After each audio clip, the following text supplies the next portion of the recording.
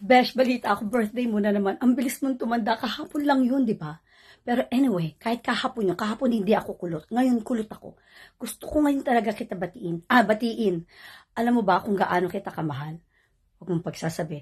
At lalo nang hindi natin pagsasabi. Okay? Basta alam ko, pag ikaw ang nag-LS, hindi ako umaakit madalas. Ganun kita kamahal. Kasi nagbibidyo lang ako sa'yo. Gaya ng ginagawa mo sa akin. Para itsatay tayo. But anyway, it's not that important. Ang importante ay birthday mo ngayon. Naka-blue ka ba? Or magpupula ka ba? Basta tandaan mo, Besh. Love you, and love you, and love you. Kahit anong kulay ka pa. Kahit tumanda ka na, kahit mukhang malaki na yung tiyan mo. Kahit ano ka pa. Basta dahil ikaw ang pinaka number 1 Besh ko. It will always be like that. It remains that way. It's Blue, Jessie Blue. Happy birthday, my Blue, my Besh, and my JBT.